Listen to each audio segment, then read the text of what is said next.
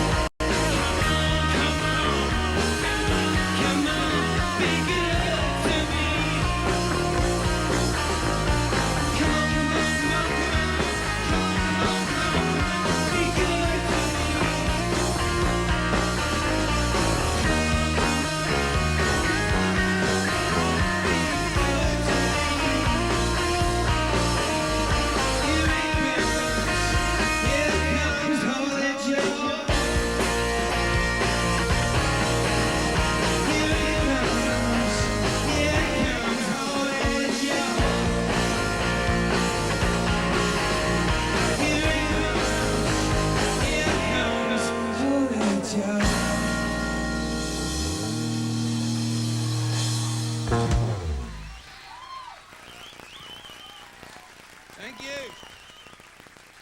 Right.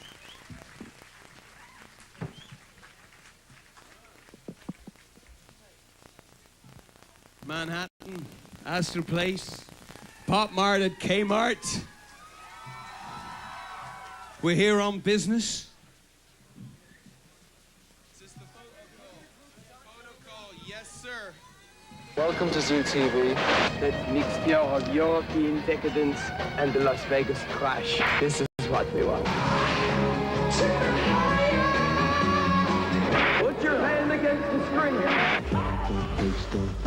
For us, it was a wonderful way of presenting our songs, giving them a completely different perspective. And that's really, for me, what ZooTV was about. It's just a way of incorporating visual imagery to enhance the material, you know? And a new platform for this character. Yeah, this man. Who are we? Him. Oh, yeah. One more time. Give me one last chance, I'm gonna make you sing. Give me half a chance, ride on the waves that you bring. Have you taken rock and roll shows to a next level, do you think, here? For us, anyway. I mean, I don't know about for anyone else, but it's been a great thing for us to get to play with all these expensive toys and... Certainly the lowest low.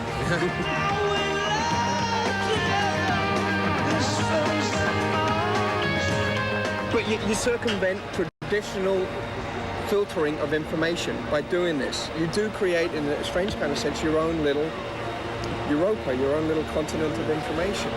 Well, that's very well put, and I think that what we're trying to do is just push out the parameters of rock and roll a little bit, because if rock and roll is not progressive, you know, if it stays in the same place, it becomes folk music. And I think that white rock music at the moment has never been so dull. It's actually not just in the same place, it's actually retrogressive. So that's I think the thing that I'm most proud of ZooTV is at least that it's looking toward the future. Not that it has any answers or anything fancy like that. It's just there's a few clues though.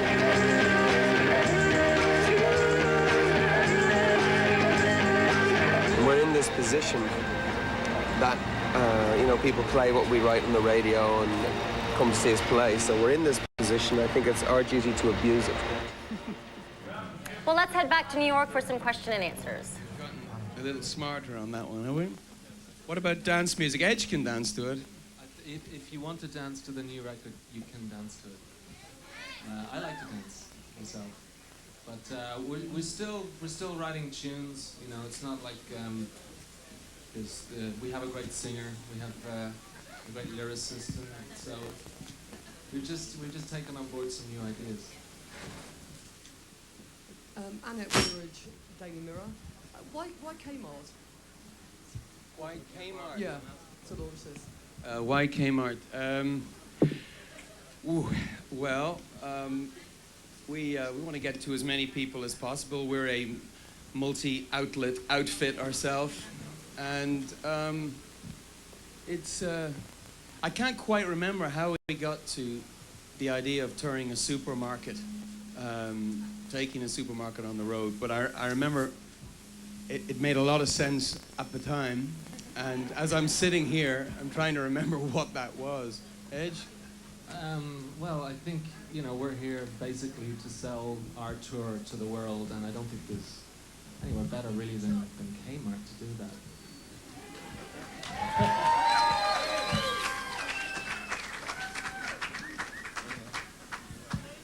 Hi, Rajesh Merchandani from The Net, BBC Radio 1. Now, Europa was visually amazing. How are you going to top that on stage? What are we going to see? Well, we've got some space junk. We've got the biggest TV ever devised. Bigger, better, taller, wider, more intimate, more spectacular. I mean, all of this is really the window dress, and I mean, people actually come along, I think, to see us and to hear the tunes is the truth, and I think the rest of it is just is trying to make fun of playing in a very large space, and you know, if we play these small, wow, that's how we be. We play these small venues, we'd be on the road for a long time. A lot of people want to see us play. And so when we go to these outdoor venues, these stadiums, I think it's, you know, it's like, it seems that you can actually do something very special in them. You know, you can turn these concrete and steel mausoleums into shopping malls, for instance. That was a joke. I'm Javier Andrade from MTV News Latin America. In South America, we were told that you never played there before because you don't accept like sponsors. What's gonna happen in next tour? You're gonna take some sponsors like cigarettes or alcohol sponsors, or what's gonna happen? No, we've no sponsor on this tour, and it's not like we've taken a huge high and mighty position on this. I mean, if we could get someone to give us a load of money and not have to kiss ass, we probably would take it. But unfortunately, we haven't been able to figure that out. And I don't think, you know, it's a luxurious position that we can afford to put on a show like this. And it's, you know, it's one of the advantages to being Stinko and in U2. And so, you know, we're going to do that. I believe in some small way in, I'm not sure if it's in South America, but there are some small countries that there'll be some sort of association with. It's either that or not go. We're prepared to go to places and not make money, but we're not prepared to go and lose. I think that's kind of condescending. So, yeah. Actually, we got some news in, which is that we are playing Sarajevo. And that's pretty good. We organized that. We've been trying to do that for a few years, so pretty happy about that. And they weren't interested in a charity event. They want to be, you know, this is Sarajevo. This is a cultural place. This is a smart place that was nearly wiped out of Europe, and they just want us to come and play. And I think we're doing a real low ticket price, but they don't want our charity, man, which is cool. I'm talking too much. My name is Salazar from Mexico City, WFM Mexico City, and right now we have your signal in Mexico. What do the people in Mexico expect of your tour over there in December? You were there 4 times last 1992, and now I think expecting you to go back. Well, last time we were in Mexico, we had a really amazing time, and that was when we were planning the tour. We definitely wanted to go back. So you're going to see, you know, I mean, it's really the same production wherever we go. We don't believe in doing a kind of A and B standard. It's the same. Wherever you go to the U2 show, it's going to be exactly the same. Mexico's been a very big influence on the Edge's gear. I think it just.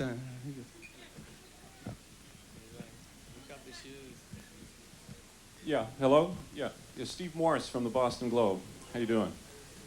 Wanted to know how much older material do you think you'll weave into this this set?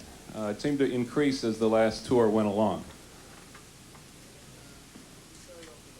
Yeah, we started off last time with about 8 new songs. I think that's what we'll do this time as well. But we'll obviously be playing a lot of our favorite songs from previous records. And we don't want it to be just a greatest hits tour, you know. I think we would find that pretty boring, and I don't think our audience would like that much either. So we're gonna just we're gonna play a lot of the new songs, but also a lot of old songs too.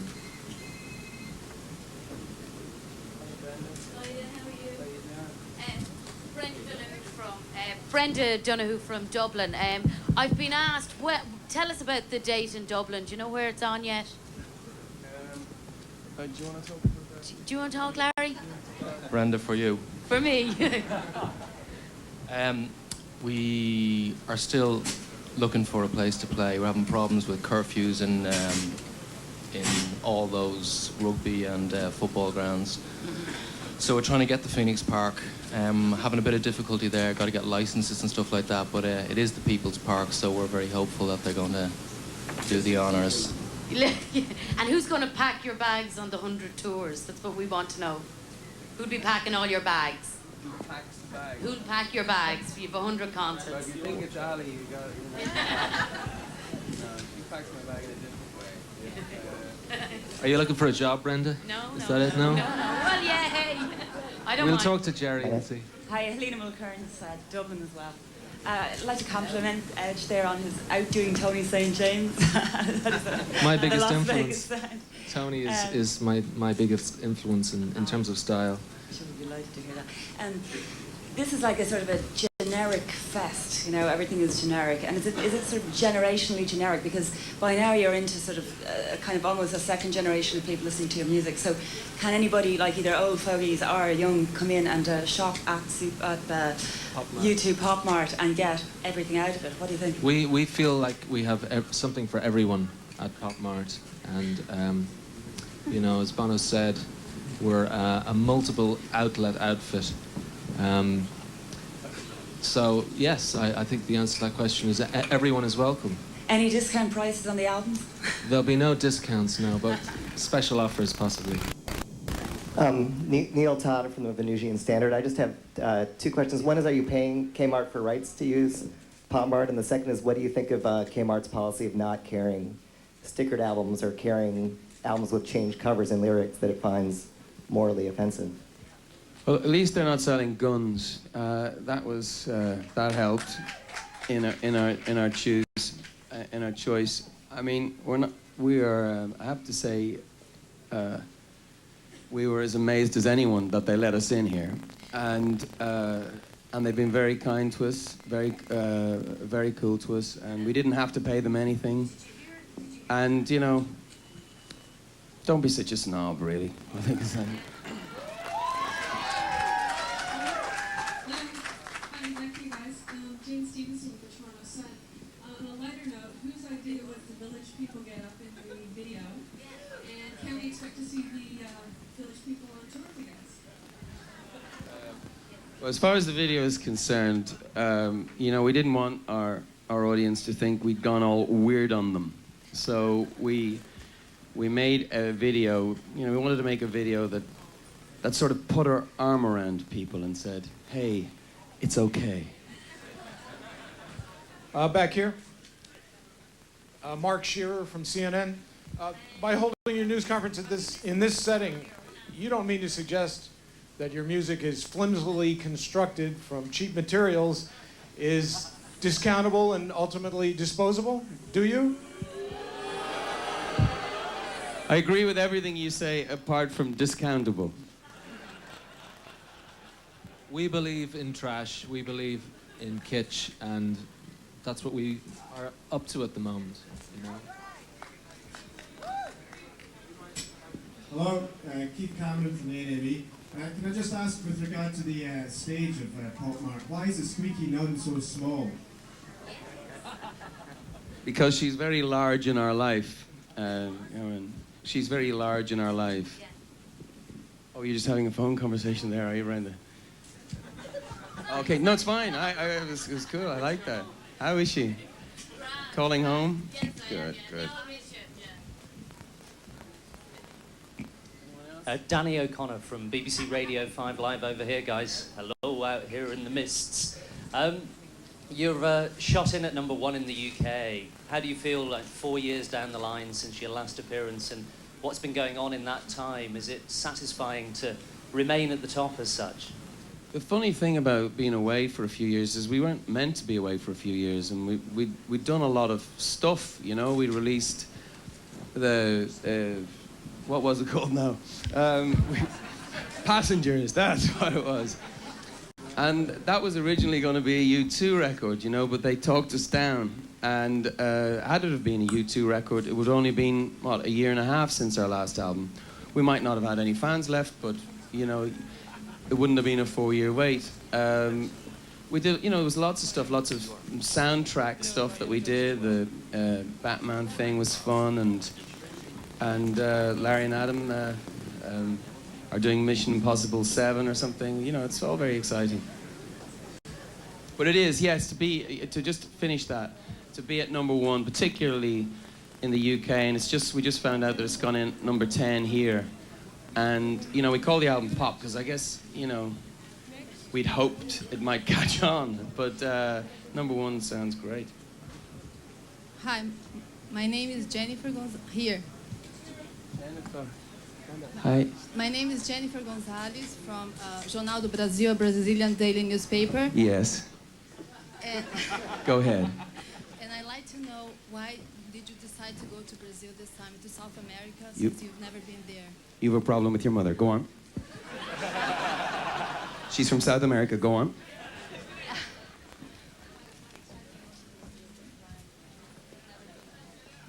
Well, South America. You know, we wanted to play South America for a long time, and we just hadn't figured out a way of getting there, and but we have now, and I think it's going to be one of the highlights of this whole tour, to be honest with you. Really, really looking forward to it. They're top. Hello. Hi, over here. Hello, you're dysfunctional in some way? Sorry. Hi, I'm dysfunctional in Beg your some pardon? way, Bono. Why is over Latin here. America going to be a highlight for this tour? Highlights. Yes, I'll do it. Yeah, here. Highlight. Love it. Dougie Jackson, Scottish Radio. Guys, last time you were in Scotland, last time you played Scotland, you made a point of phoning a few politicians and ordering pizza from the stage. Any chance of that happening this time? And who are we going to phone? The pizza outlets are onto us at this stage, so I think we've done that. What about the politicians, though? Any more of that? I'm on Slim Fast. Politicians. We had some great politicians on the last tour. Just trying to think. Calling Alessandro Mussolini and having 70,000 Italians sing "I Just Called to Say I Love You" was one of the high points. I don't know if we'll use the telephone as a weapon on this tour, but we'll find something. Hi, Denise Donald from Much Music in Canada. We've talked about the Village People, and while I can only hope that maybe you'll take the Village People on, or maybe just their clothes, I don't know. Is there other hope for any support acts in any of the dates? Well, on the last tour we had a lot of great bands, and this tour we'll have a lot of great bands.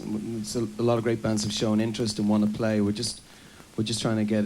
We haven't got it sorted out, so I can't answer exactly what the Okay, great. what they'll be. Hi, it's Dan Neer from WNAW Media America Radio. Here comes Holy Joe. Is that the name of the song you just played? Holy Joe, yeah, it's the B-side of Discotheque. Is that kind of, along with the idea of calling everything pop, an idea to deflate that, sainthood kind of aura around you too, that you guys have had for years? It just won't go away, will it? No. Well, is that what this is part of? No matter all these mirror bowls, all these stadium tours with tinsel and televisions, I'm always going to be the white flag as far as you're concerned. Isn't that right? Not me. I was just asking you if this was an attempt to deflate it. Yes. In all honesty, we just figured out, we're still the Bleeding Hearts Club, is the truth. Our music is painfully, insufferably earnest. We've just got really smart at disguising it and throwing people off that trail. If we'd called Achtung Baby anything else, we'd have been taken out and hung, I think, because it's so latent. And here we are. Looks like you've copped on. Roger Catlin here. Do you know what the range of ticket prices will be in the United States? What are you trying to keep the prices at? I think it's a money question. Whoops. I think the average ticket price around the world is, I think, $45, which is pretty good. How much is the Knicks?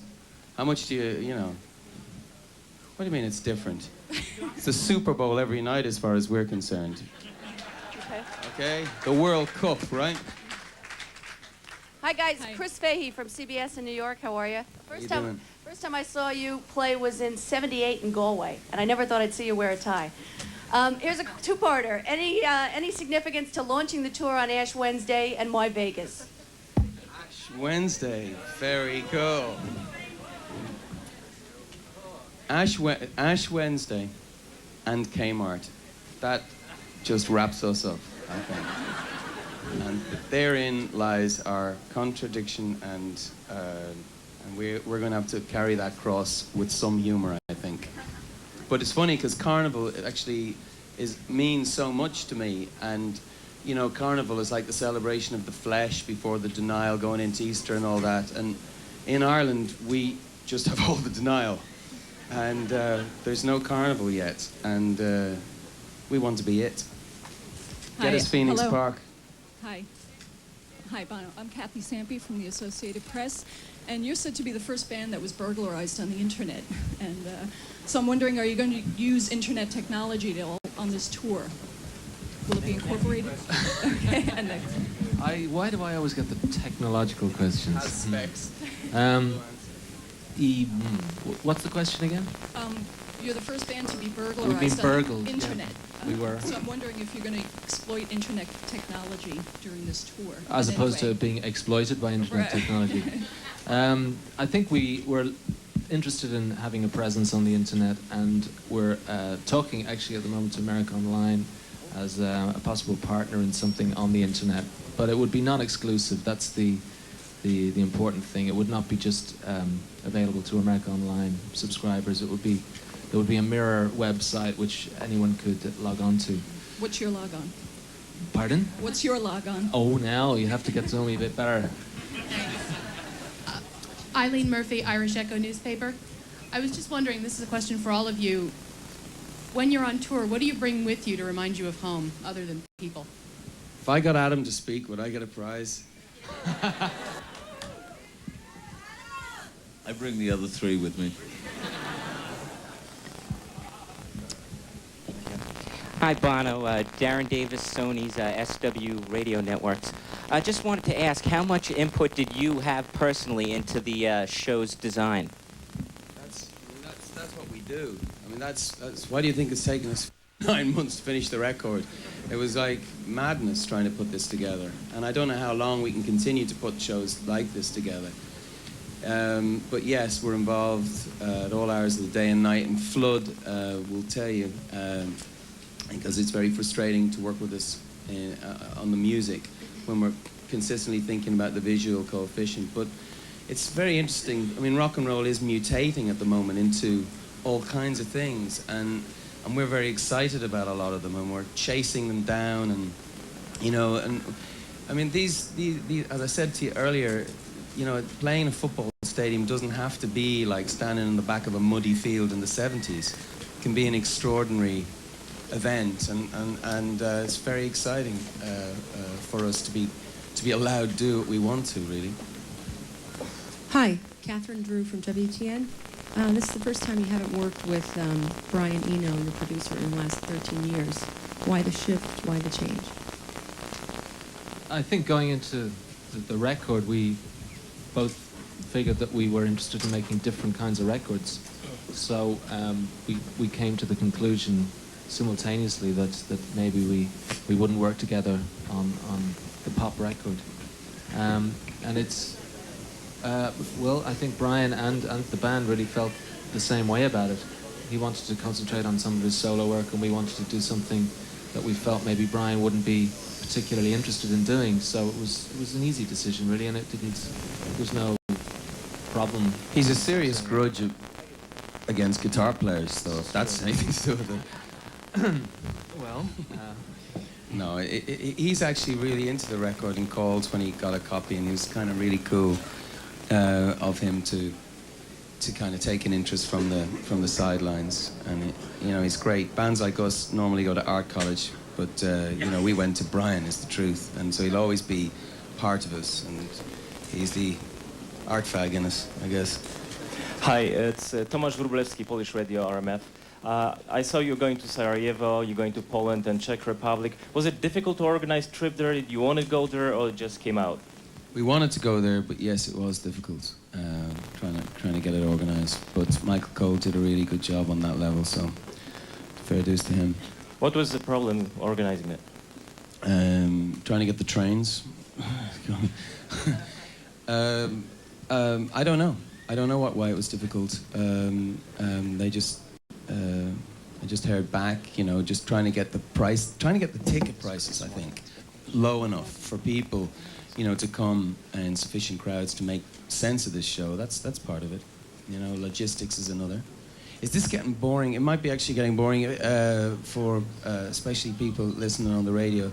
Can I ask? Or are we just really funny, really charismatic people, and you could listen all day?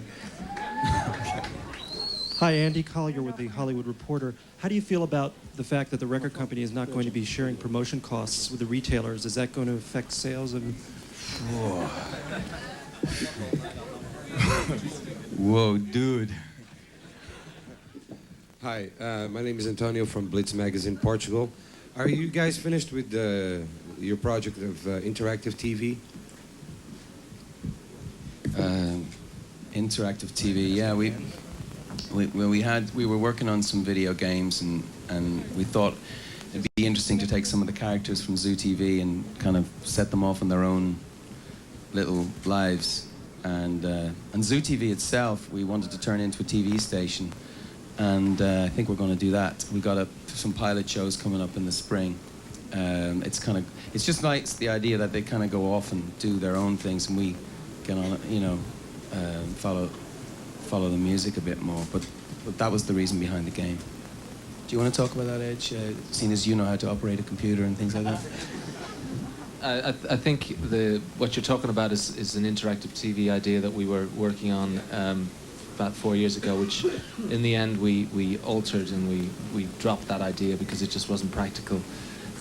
Who knows, in years to come maybe we'll bring that back up. But for the moment, ZooTV I think is still an ongoing project. It's in development, and it might well happen. It'll be interactive in the sense that people turn on the TV and watch it. And that's about as interactive as it's going to get.